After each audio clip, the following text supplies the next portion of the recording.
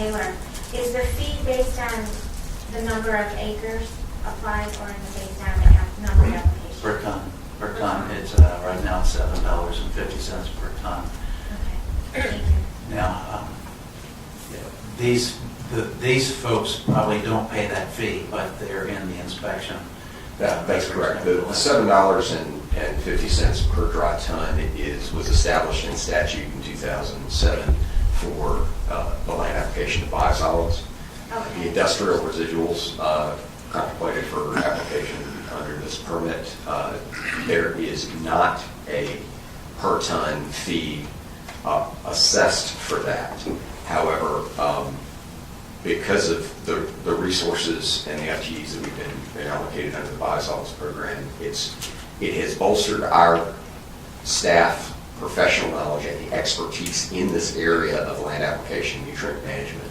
And a lot of the aspects are similar, and so we have that staff knowledge. A lot of, I guess my questions are really I'm trying to understand. It sounds like sometimes you're applying biosolids principles, in terms of setbacks and whatnot, and then other times you're not.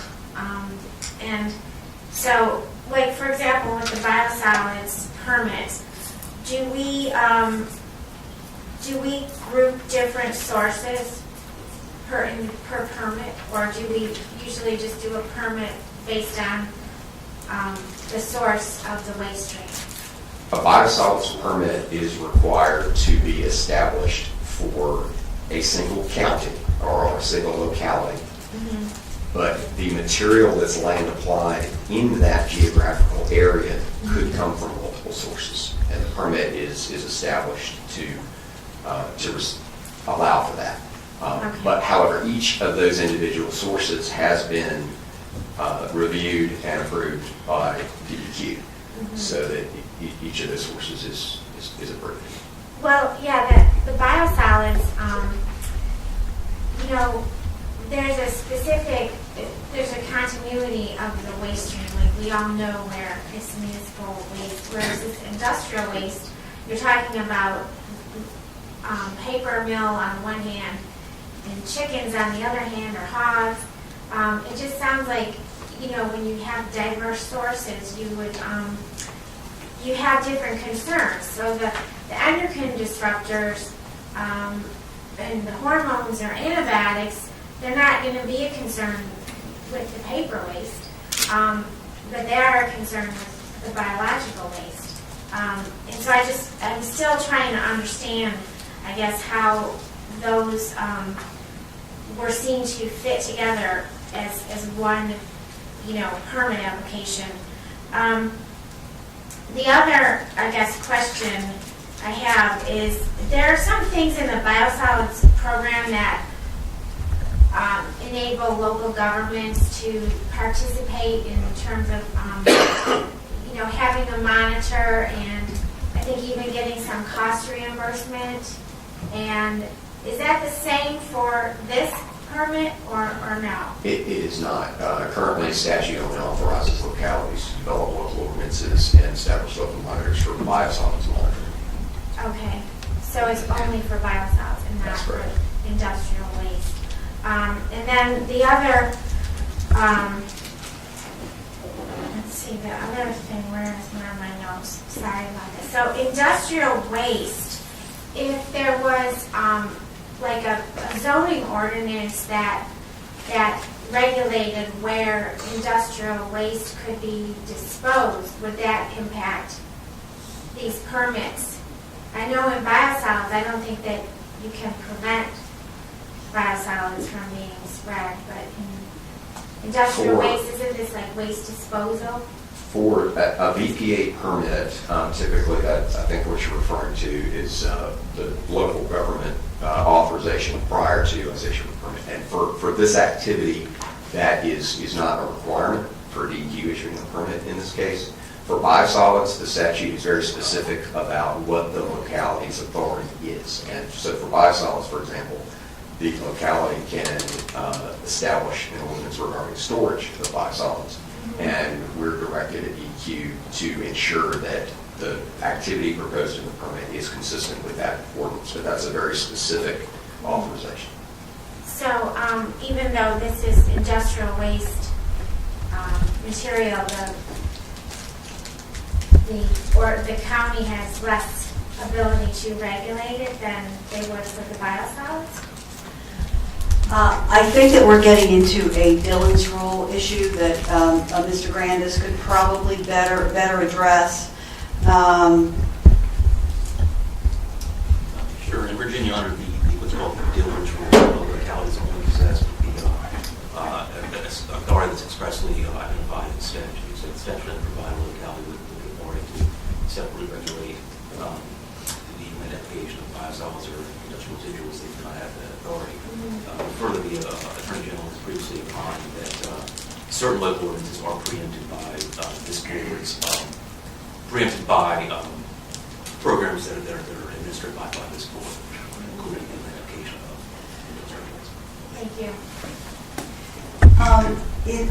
I think it is relevant to remind the board that industrial waste or industrial residuals under this set of regulations and under the water control law is everything that isn't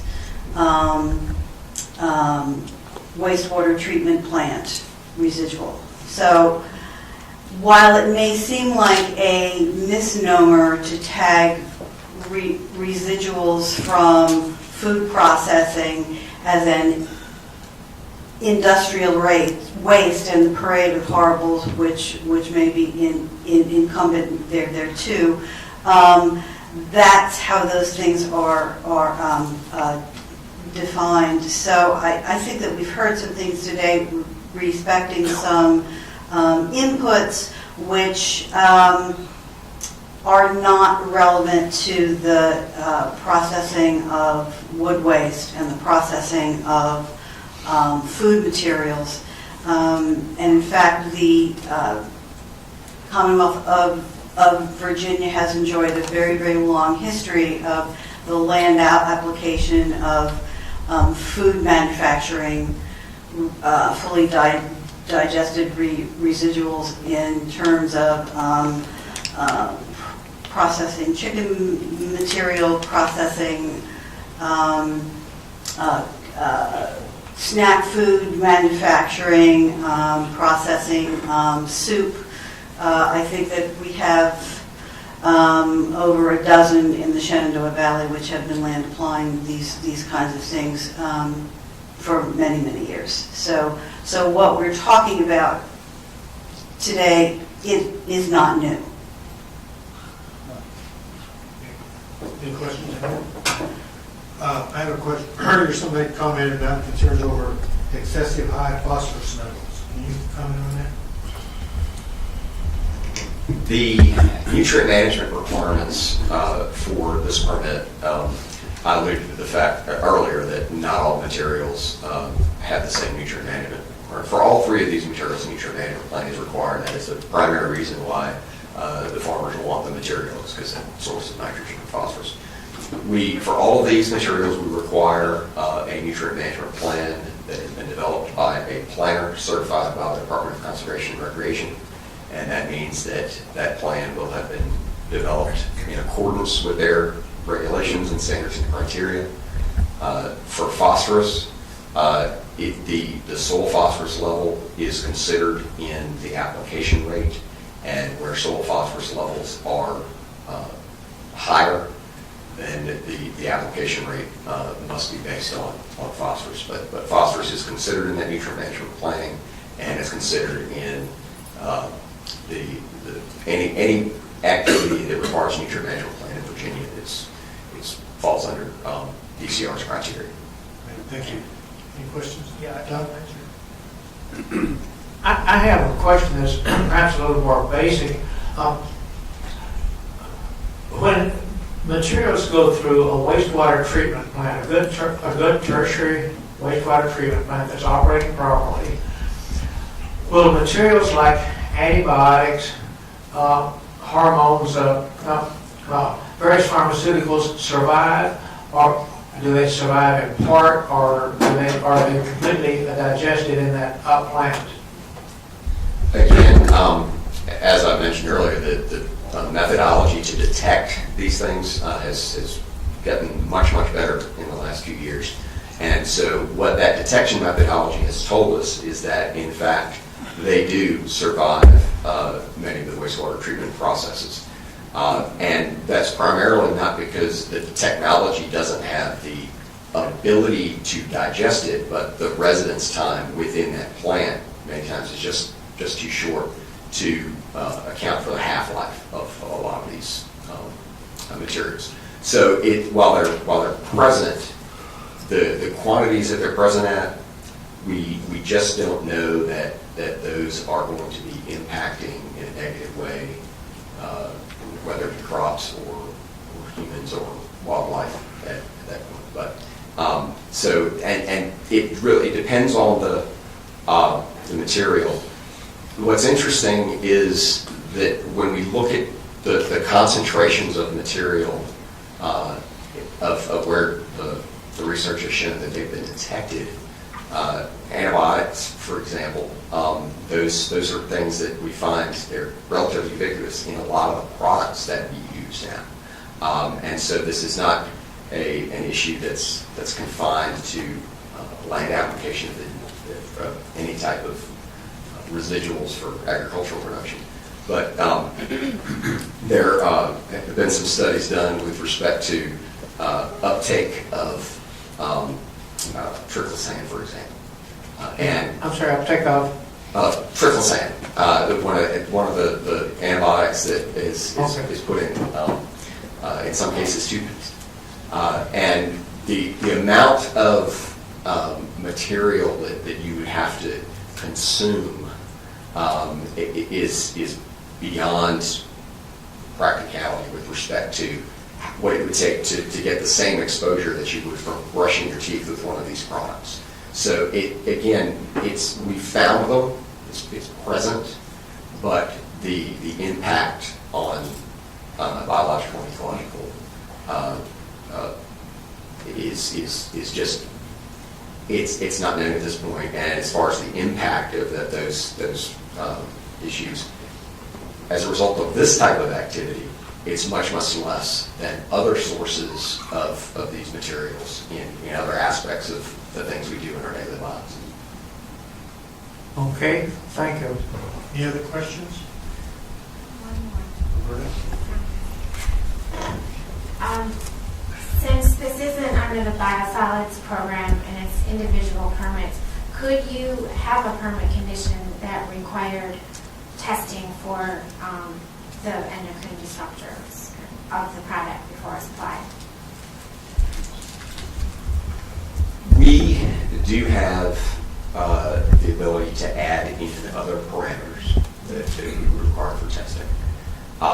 We did not include such a parameter in this permit because, again,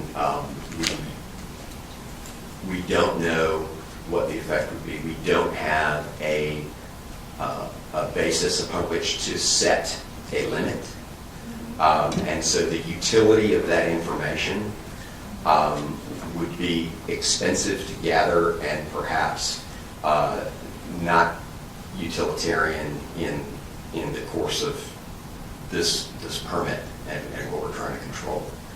So that is the reason why we did not choose to add any additional parameters in this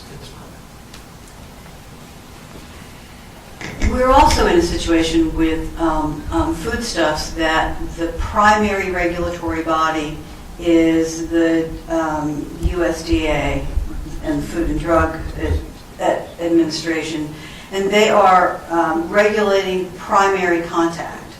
The orders of magnitude secondary contact, which might be implied here, is just not regulated at this time. And it would be difficult to require permit applicants to test for materials which just are not regulated. Now, regulations, laws change over time, and regulations change following those laws. And